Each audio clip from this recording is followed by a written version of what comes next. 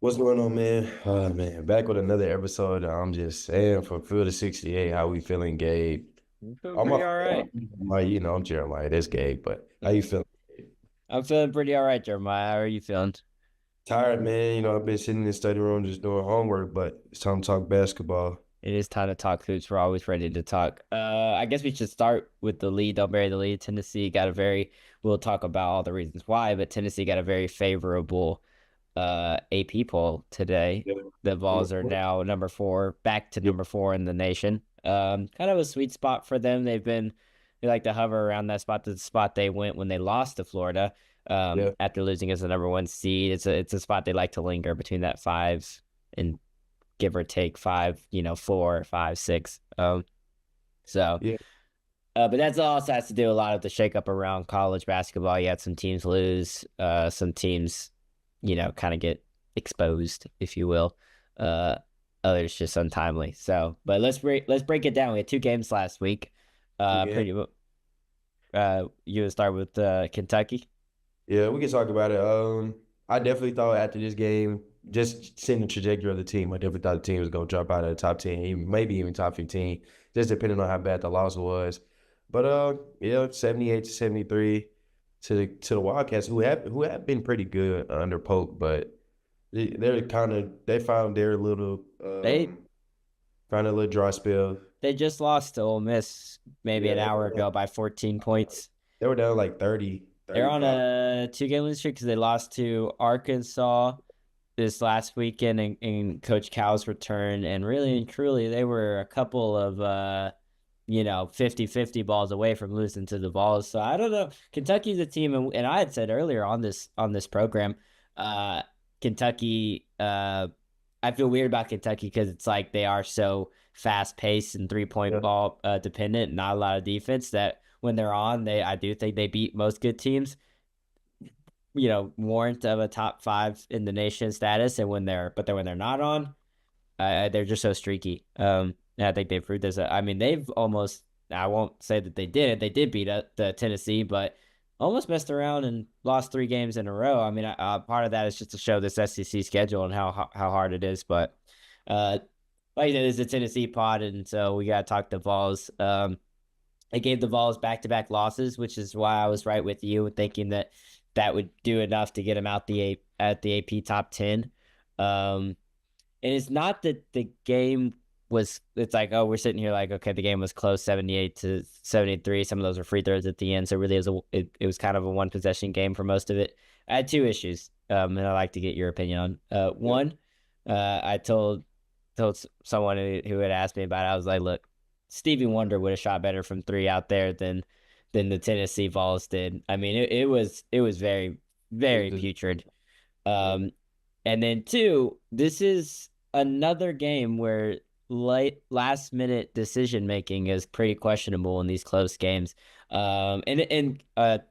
Spoiler alert for Florida. I'm sure anybody listening to this has already heard, but Florida didn't aid that because they ended up beating Florida by a lot. So I still have a lot of question marks around the team's ability to close out a one possession game minus the Illinois game from earlier this year. But your thoughts on those 2 things? Well, the first thing was, well, I don't know who they thought they were in that game, but 45 threes and you only make 11. And I think it was a crazy stat I saw in the last 4 minutes. They All didn't threes. they didn't try to shoot a two. All threes. They had some All, free throws, but that's the free throws got fouled, and so they end up shooting free throws. But as far as like recorded field goal attempts because of the fouls, just 3-pointers. that's baffling to me, especially because your coach, when Coach Morris comes to the media, I do think we can make them, but we're not really teams are going to dare us to shoot because we're not a really good 3-point shooting team. And So you would think as college basketball players, hey man, let's attack the paint, let's get some offense going. So Chaz won't have to shoot these 30-foot shots with hands in his face with 2 seconds on the clock. Zakai won't have to shoot these, but that wasn't even a problem. I saw another stat: 35 of those threes were uncontested. Mhm. That Sure. is so that Because means they sagged off, they let them have them, and they missed, and Tennessee missed that them. means like you're not in the gym getting shots up. Like obviously you don't feel comfortable.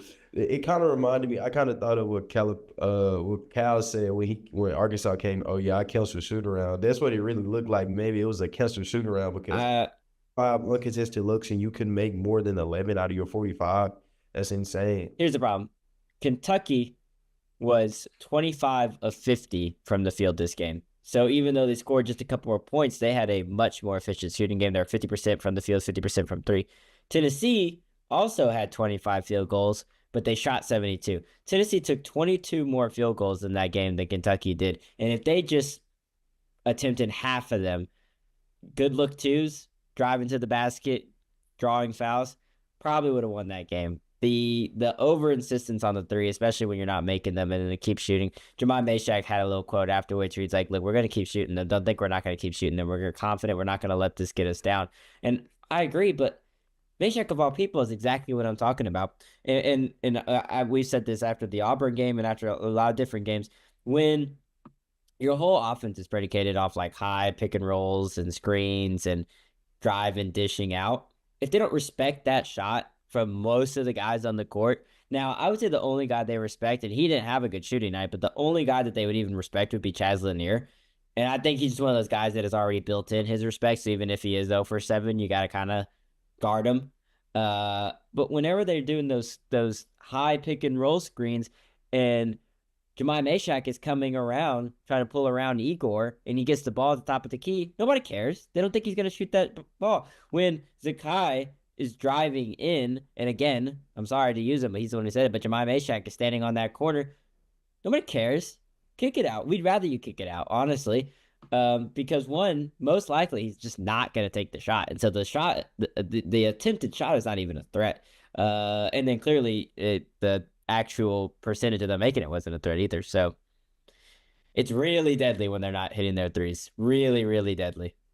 Yeah, it's pretty bad. And then just to add to your point about Meshack, like man, when a team does not have to worry about you as a threat, it basically becomes a zone in a way because okay, we're gonna shrink the floor. We're gonna make sure that Zakai does not either penetrate the paint and get a layup, or he doesn't throw it over the top and get those lobs.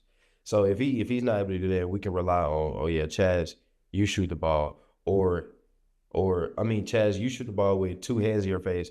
Meshack, we're gonna leave you open. That ruins the offense. And I think most importantly, besides that, the second point that really stood out to me was the poor defense. That didn't look like a Yeah, not their defense at all. Like probably second to that Florida game, their worst defensive performance. And I think I wrote down that Kentucky has started off 4 for 4 from three. It's so hard to get out of that. They shot 50%. So you have a team who's holding every other team to under 30%. They give up 50%. Like that's like the one thing they need to keep them in games. And yes, they were competitive in the game, but you're not gonna win. it's just and statistically, like the Florida one was like looked the worst, but statistically, this was the worst defensive game that they had. Season high 78 points, best shooting performance from three and from the field. They allowed all five starters to have double Double digits. figures. Yeah. And three of them had 14 or more. I think Brad had like 18. Robinson had like 17. Owe had like 16 or something like that. So when you're giving up points like that, you're not going to Yeah. win. Especially Kobe Ray had 18. Jackson Robinson had 17, and Ortega had 14. So they had like, 1, 2, 3, 4, 5 players in double digits. yeah, you're not. And only 7 players score. And so in a lot of ways, I don't really take the excuse that some people like to give of like, Tennessee, because Tennessee had 1, 2, 3, 4, 5, 6, 7, 8. Tennessee technically had more players score than Kentucky did. And so I don't really accept the narratives of like, and also Kentucky's hurt too. They have plenty of guys out. So Yeah, the they had the Carr only played the like a couple minutes and then Yeah, they had guys already out before the game, and they had guys drop during the game. So some of the excuses about maybe Tennessee being shorthanded, I don't accept in this particular game. We'll get into the next game, but in this particular game, I don't accept those. I will highlight though, it does suck for us, because we always talk about it. Igor probably had his best game, yes, Igor Milicic, by far, and that is what I was kind of talking about with Igor of like what he's been needing to do to really aid this team. 31 minutes of play, 6 of 10 from the field, 4 of 8 from three, 3 of 4 from the free throw line. He had 9 rebounds, 4 assists, a nice 19-point performance. Really the only respectable person from three. Really, Chaz had 3 3-pointers, but he was 3 of 10, so you're shooting 30%. No one cares. The only really respectable guy out there was Igor Milicic, and I thought he did well, like trying to do his best defensively. Sometimes would find himself in bad spots, picking up 4 fouls. Of course, he was kind of you had texted me once about him not being on the floor late. Well, he had 4 fouls, and so that does suck. But and needs to be smarter about that himself. But other than that, all around, I thought he played his best game of the year. Yeah, he played pretty free, and that's one thing that's really stood out to me, and that's why I was hoping to see in the Florida game. But obviously, he didn't play because of flu symptoms and illness. I think they were trying to get him in later. I think you texted me and said somebody had told you that they were giving him IV. He was really trying to Yeah, play. I spoke with one of the assistant coaches before the game, and he had said that he was currently in the locker room trying to get they've given him an IV, trying to get healthy, trying to get fluids, just trying to get in position to play, and just it just wasn't gonna happen. It didn't work, and then Zakai. Hurt his Yeah, knee. we probably nobody. I don't think anybody expected him to play, especially after that Thursday. I think it was that Thursday injury report came out that Zakai wasn't practicing. Mm-mm. That was which was crazy because the guy, since he tore his ACL, that was his first game not starting or not playing. So it was pretty shocking to fans. And even me, I was like, I think I remember the text. I'm like, oh man, Florida about to beat Tennessee by 30 again. And But surprisingly, Zakai came back. Notably, Zakai came back in that Kentucky game after he left. oh, Two yeah, things. yeah, yeah, yeah, yeah. Zakai left with a knee injury in the first half. Um, I thought they played pretty well in a stretch while he was gone. It kind of went on an actual run. He ended up coming back. They made a push to try to win the game. But again, remember and note that I thought he played pretty well. They did come back, and then they decided later on that his injury was a little more severe, and so it did sideline him for the Florida game. Which brings us to Florida, where Tennessee actually won the game, actually by quite a bit. 50 points winning, so what to talk about. Yeah, we lost. They went down to Gainesville. That was their first loss of the season. They were number one. Their first road SEC game, I believe. Um, First road SEC game, lost by 30. Terrible game. Worst shooting performance, even worse than Kentucky. One of the worst defensive performances. I mean, just terrible all around performance. We already have an episode about it. Go check it out. And then came back and won by 20 points, 64-44, without Zakai, out with a knee injury, and without Igor, who was sidelined with flu-like symptoms. Yeah, I feel like I have three really, really, really big points from this game. And I feel like if I had to summarize in 3 points, first point, Tennessee completely neutralized Florida's offense. Florida was a top three offense coming into this game, and everybody was expecting them to score 70 plus points again because they averaged 86 a night on good shooting, but Tennessee completely neutralized them as a team. They neutralized their stars and everything. So I can expound on that before we get into other. What really stood out to me was like Walter Clayton Jr. He averages 18 points, good shooting. He was 3 for 10 in the first half before injuring his ankle. He didn't score a point in the second half before injuring his ankle again. What else? What else? That was pretty big to me. Uh, Elijah Martin, 2 for 12, 2 for 9. He averages 16 a game. That's good defense. Uh, Condon, he's a 12 and 8 guy. He was pretty quiet. Will Richard, he's a 13, 14 point guy. He was quiet. I just love Tennessee's defense. And you even texted me and said, like, you can't look at this team and say this is not one of Rick Barnes' best defensive teams that he's had in his tenure here. Of course, one of his best defensive teams. And I texted you and said, I think after that game, you can definitively say Tennessee is the best defensive team in the nation. I'm not just saying that because we cover them every day, because I acknowledge Houston is really good. I acknowledge Duke's, also ranked high up there. I believe Houston is ranked first technically, and Duke's high up there. And we're Tennessee's high up there as well. But and I think watching the rest of the games around the SEC solidifies that as well, right? Yeah. I think this is such a hard league. It is so difficult to compete in, and night out is a battle. It feels like tournament play every single day. And the fact that they consistently Yeah. regardless of offensive woes, consistently hold their own defensively. Even against Kentucky, I would argue was not a bad. I mean that would not be considered necessarily a bad defensive game for another team, right? Like that's Tennessee's worst defensive game, we could argue, and for another team that would be a fine defensive game, right? Same with their that game against Florida. Tennessee offensively sucked, honestly, but held Florida pretty well defensively in that game too. Like it's not like they just let them play all over the yard. 44 points from Florida, a top 5 team in the nation, a top 3 offense, 44 points. Auburn 2 weeks ago held them to their season low, right? Arkansas, same thing. Like they are consistently doing this night in and night out. Like it's just not like an outlier, right? Like it's every single week they're doing this, and it's time to not be surprised. And with only 7 scholarship players, with your reigning SEC Defensive Player of the Year out, with one of your big men out, so you're only down to 2 big men, to do this kind of this stuff again, I think that is 100% why Tennessee jumped back into the top 5 is because the other voters, and I don't mean to be so AP centric because I don't even really care about the rankings either, but it does just goes to show kind of like the national viewing. I like to use it for like how other people are polling us, and that's 100% why they saw that as like they had a 50-point swing on. They lost by 30, they won by 20. It's a 50-point swing, and that's all defensive, right?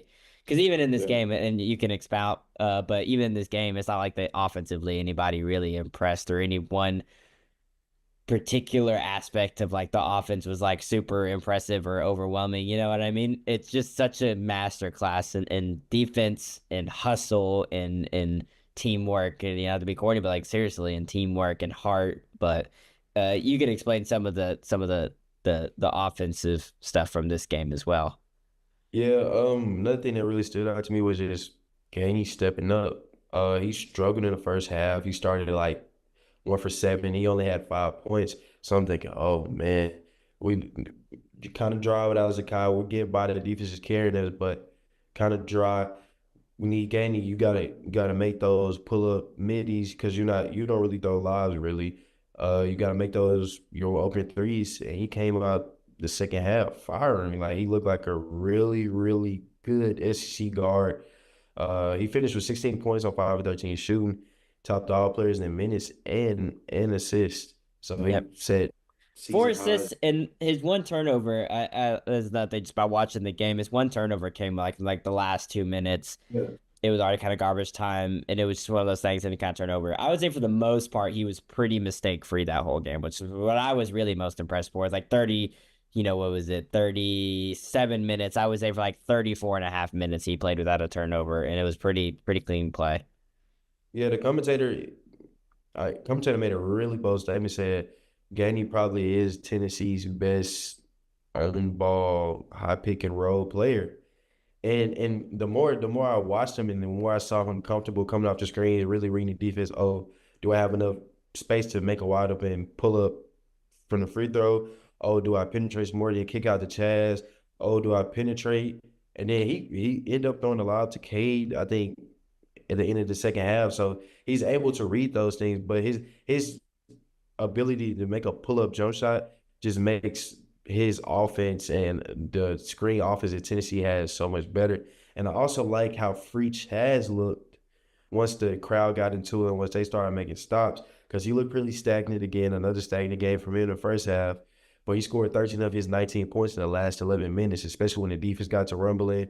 After they Meshack made that amazing like one that turning I think that was a big turning point too. When Meshack he deflected the ball, saved it, threw it back in. Cade up to Bishop, then Bishop back to Cade. That just fueled the arena and all the fans. And I think Can't Chaz, teach. he started smiling. Like that's when I knew he really was into the game for real. And I haven't seen Chaz be out there and really have fun like he did in conference play. So that was big. That was pretty huge to me as well.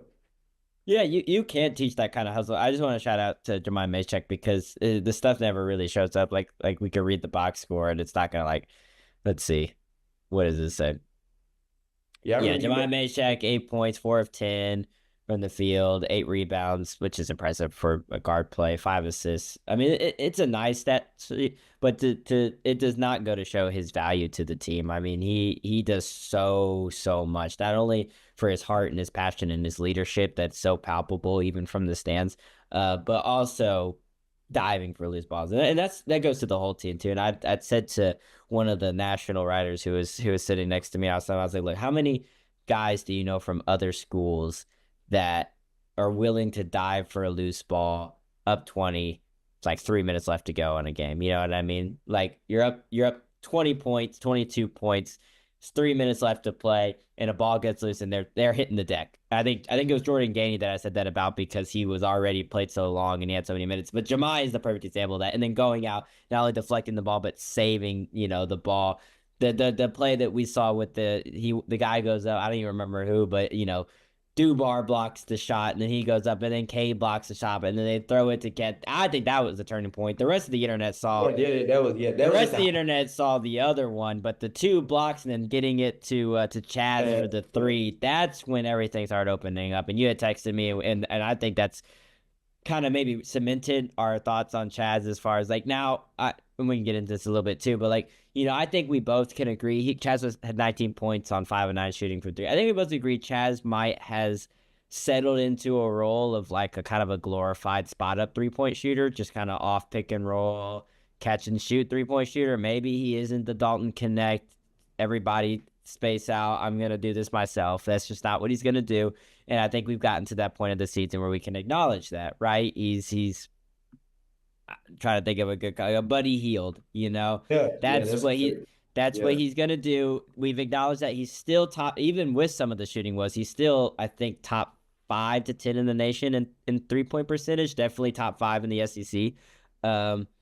So with all of that, I mean, the 3-point shot, when it's on, it's on. I think a lot of that, I think what we saw cemented our commentary about confidence. As long as he's confident, as long as he feels good, he is the Chaz Lanier that they need. And I think if that's what they get from him, 19 points, 6 of 14 shooting, 5 of 9 from 3, 2 of 2 from the free throw line, 5 rebounds, and everybody, and you're still getting some other contributions from around the team. When Zakai gets healthy, Igor can maybe maintain some of that. Then I still think they're sitting in a good spot. Yeah, I don't have a bad like we talked about. I don't really have a bad problem with Chaz being the open shot maker. That's not the problem. It's just you have to work on getting them open. Because sure. Bishop Boswell had a really bad 30-second violation. Yes. I think he highlighted really bad 30-second violation that really wasn't even his fault. I mean, Chaz, the play is designed for you. You're sitting trying to find ways to run behind the screen. You got to understand, okay, if they don't want me to go outside, let me go inside, get the ball. Let's just reset some type of offense. Bishop Boswell shouldn't be taking final second shots on the shot clock. There needs to be some creative collaboration between the coaching staff and Lanier on ways that they need to design to get him open, because now I think that they hopefully have already established that, like, okay, look, cool. He was getting a lot of his own shots early on, but he's not going to now. So now we need to plan for him to be the spot up shooter that he is. While also Chaz does in some ways, because he is a little bit better than your average spot up shooter. He's not just your sitting in the corner guy. He does demand a little more respect for that. As such, he should have a little responsibility, a little personal responsibility to, like, I need to get open. I need to find a way to get the ball. He had a few nice little dunks that I think help inspire him too. I think that we have kind of figured out what Chaz Lanier's role is going to be if this team's going to make a deep run. Yeah, I mean, like I said, not that bad. Like you just said, need some more creative collaboration. Cause Boris, let's get him coming off an obvious screen instead of a pin down. Let's get him coming off get him some elevator screen, get him a wide open shot top of the key. Just something just to make him more comfortable so he won't feel like he has to force those bad one pass threes with two hands in his face. No, they don't like possessions that just have one pass in them. Like, come on now, guys. It's me being a little soapboxy, but like, come on, we can't just dribble out the ball or dribble out the clock till we have forcing a last second shot. Tennessee does that a little too much. And then part of that is why you end up with these shooting splits. Yes, you win by 20 and you hold them to 24% shooting and 14 from three, but you yourself shot 40% from the field and 27% from three and 66% from the line. Like that's also not really going to cut it in most games, right? So the offensive woes are still there. It gets masked because he had such an overwhelming, defensive performance. Um, but yeah, like I said, the offensive woes are still there, and still a big glaring point that I think will come into play tomorrow, when Tennessee hosts Missouri, who's coming off a couple of hot games themselves. Yeah, I think they won like the six of the last seven with their only loss coming to Auburn. And so that really opened some eyes. They had some good win. They had a good win at Florida, 83-82. A good win versus Ole Miss at home, 83-75, and a blowout win in Starkville against Mississippi State, 88-61. That really surprised me. What do you like about the Tigers this season? Like, what are you saying?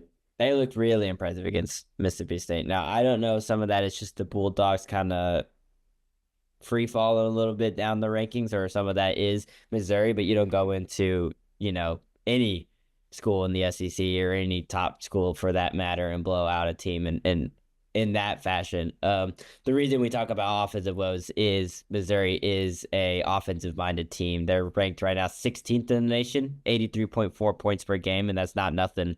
Of course, Tennessee has played tougher offenses, but again, that's not nothing. And in particular, as with the struggles with Kentucky, Tennessee's really good at containing offensive teams, but sometimes can struggle if said offensive team gets hot from three. Mm-hmm. Yes, and this is why we want to highlight one of the key players. I think for me going into this game will be Caleb Grill. It's a graduate transfer to there. He does not start, but he is averaging 13 points off the bench. But he is second in the nation right now in 3-point percentage at 49%. And like I said, he's averaging 13 points per game, so he's taking about three. He's making about almost three a game, right? So almost his entire shots are coming from 3-pointers. That's not nothing. And a guy like that could definitely get pretty lethal against Tennessee. Yeah, that's not normal at all, but I do love that Tennessee is the number one three point They are shooter. them, yep. And so I think they're And going they're to at give home, which they're even better at home. yeah. I think they're going to give Grill a really hard time, especially because he's off the bench. So they're going to like push up, blitz everything. K when the screen, because they're probably going to give him a lot of screens, give him a lot of good looks on the night. Look, bro, blitz, blitz, blitz, blitz, blitz everything. You don't give him any wild. If he's going to make a tough shot, make him make a tough shot, and especially make him make a tough shot without fouling. Because I feel like Tennessee has, I, I don't know if it happened in the Florida game, but definitely like the games before that, it was a consecutive 3-point shooting foul that Barnes I really I hated bad. think they didn't do it against Florida. I'm pretty sure.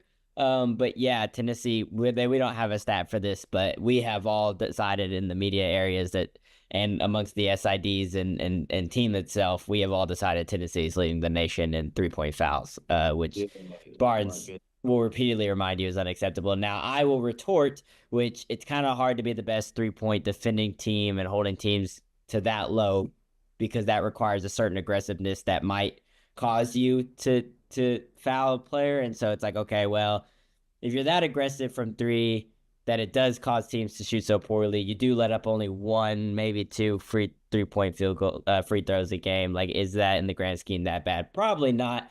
But I think in the case of Tennessee, whenever this happens, a lot of times it's more of a time thing, It's more being kind of smart about when you do take those. If it's just random in the middle of the first half, it's like whatever. But for them, it would be a time thing, which goes back to, if they're going to be in a close game with Missouri tomorrow night, how are they gonna turn these one possession losses into one possession wins? You know what I mean? Like, how are they gonna get over that little hump? Um, but yeah, I think what stands out to me about this matchup that I saw and that we talked about pre-pod is the Tigers have nobody that averages over 26 minutes a game. And that sounds so crazy to ball fans because many players, Zakai, he probably plays upwards of 33, 32, 30, maybe even 35 minutes a game. In SEC play, he has to be playing at least 35 minutes a I game. feel like he's playing 40. Yeah, Chaz is playing 30 minutes a game. Mayshak is playing 30 minutes a game. Igor will be playing 30 minutes a game if he didn't get in foul trouble. I mean, Jordan Gainey is coming off the bench and he's probably almost playing, or if not playing 30 minutes a game in SEC play. But the Tigers run a really deep rotation, 11 guys, average double-digit minutes. So I think that can really help them win and sneak a win in Knoxville or Rocky Top if they're able to really tire out the starters and play like really, really, really hard minutes when they're on the floor. But they have those guys that can keep those starters and keep them have fresh legs. What do you think about that? I think it'll definitely be a challenge, not one they're not used to, because Florida did have a deeper roster that they didn't necessarily implement as hard as maybe they wanted to, but they did a similar thing where I knew they would do it. I texted they would do it, where look, okay, Tennessee's down to two big men. We're just gonna drive into the lane and try to draw as many fouls as we can. And wow, that one point that was kind of bad. Like I know I had noted that Felix had two fouls in the first more minutes, and we were like, all right, here we go. They were able to kind of maintain that. I thought coach and the rest of the team were very strategic about um, fouling. He even said in his post press conference, like there were times where he had to tell them, like, guys, you just can't get aggressive right now because we gotta work the fouls out, you know. And so that sounds weird coming from Rick Barnes talking to his team, like, hey, don't. If you poke the ball, don't go diving down for it and picking up a stupid foul, you know, by accident because we need you for later. You know, if they're driving for an uncontested fast break, don't try to like swipe at it late and get a foul. So as far as maybe that goes, I think they'll be very smart. I think they've kind of already gotten some experience under their belt in that aspect. My fear would be the longer they go. It doesn't feel like a sustainable model, if you know what I mean, of continually to play teams that are deeper, who run fast, and just kind of relying on uh your conditioning. You know, it feels like maybe at some point they might hit a roadblock with fatigue. Just the long season really, and it's gonna longer still. I think the one thing that I'm really looking forward to is just seeing how, because obviously teams like Missouri, with being a top 20 offense in the nation, are going to try to play fast, and then you got 3-point shooters over there that can shoot 49% from the field. So obviously I just want to see if Tennessee keeps their identity. Look, we're not the best fast playing team. We can't, obviously, we're not the best shooting team, so we don't need to be jacking threes with them. How about let's slow the game down, Zakai? Well, take advantage of fast breaks, of course, when we have turnovers and stuff like that. But off of missed baskets, if they have numbers, let's slow the game down. Let's not force threes. Let's try to get the 2 feet in the paint, jump stop. Like old high school coaches tell you, get 2 feet in the paint, jump stop, and kick out. And then maybe when those open threes, those things will start falling. I think it'll be a good test because, Tennessee, after this, they've been on a 3-game homestand. This is the third of the three. They're going on a 2-game road trip. They want to play Oklahoma, which I don't think would be a crazy, crazy. And then they'll play rematch at Rupp Arena in Kentucky when they play Kentucky again. So, I don't know. I think it'll be a pretty good test. Yeah, this does become a must win for them, even though Missouri has risen rather quickly in the rankings, just because you really want to pick up those home wins. And I think they really suffer by not getting that one against Kentucky because the road schedule is so hard, especially with the way this team plays on the road when you're kind of thinking later down the line as far as seedings and tournaments go. But I still think they're sitting well on that. My only thing I wanted to mention, because you had mentioned it, but Jemai Mashek had a really nice quote about it after the game, or maybe it was at practice or something like that, where he said that he himself / the whole team is a little unsatisfied with their like fast break scoring, their buckets in transition, only because he said part of the reason you want to be such a good defensive team is so that you can score those points, is you want to force turnovers so that you can get fast breaks. You want to get teams off their pace so you can take advantage offensively, right? Like there's no point of really doing it if you're not taking advantage offensively. And so he's definitely acknowledged it, and I'm interested to see, because I do agree it does not do good when you get the ball, but then get kind of forced into a half court offensive situation because this team's not very good offensively, like to all the things we said as far as the screens and the pick and rolls go, because you don't have a lot of offensive or 3-point threats. And it's not that they are necessarily great in the transition either, so they're in a weird spot, but they're definitely not a good half court offense. And Jemiah was right. There's no point in being that good from three at defending the three if you're not being able to get the ball back and turn it over and kind of like force the game. Maybe not in a super fast paced way, but at least forcing it into your own pace, whatever that may be, whatever they're comfortable with, whatever is going to make the offense tick. Yeah, I think Rick Barnes will probably, I think Igor and Zakai are playing. I think they're available. I don't know how many minutes they'll play. I don't know how many minutes Zakai will play. Um, That's all TBD. Yeah. yeah, I don't know. I think going to be not a game time decision, but definitely like we're going to see how much can he can do pregame. Pretty sure Igor's over his sickness, so he'll probably be back in the starting lineup. But honestly, Barnes, seeing the way Gainey played, may bring Gainey in a little bit more, gets a call off the ball. You just never know. I think this is a not a experimental game, but low key an experimental game. You just kind of want to see, especially because it's their first time playing Mizzou. Haven't seen them, so you just really don't know what to expect. You can only think off of what you've seen on tape, but they're probably coming with something different, especially because they're playing you. So I am excited to see how Missouri will come and maybe they go zone or something because Tennessee can't shoot. Like I don't think I've seen that this year where a team has went zone, forcing Tennessee to really shoot and slow down. I feel like zone to really slow down Tennessee and Zakai, especially with those high pick and rolls and him not being able to lob. If you had a center that's able, your biggest forward or your center being able to like if Auburn went zone, that would have been crazy. Like they have the perfect team to go zone, lengthy wings, and then you got Janai with physical bruiser guy in the middle. And So, moves really well from yeah, perimeter down to the paint. I believe maybe teams are saving it for the real tournament or SEC tournament. But yeah, I guess our eyes are gonna be open tomorrow. I think you're going to the game. I don't know if I'll be Mhm. going to the game yet. But yeah. All right. Well, I guess we will have to just wait and see. Hopefully, we'll be back after the game to discuss what outcome might have taken place. Yes, sir. I'm Jeremiah again. And Gabe. Listen, I'm just saying we'll be back with another episode soon.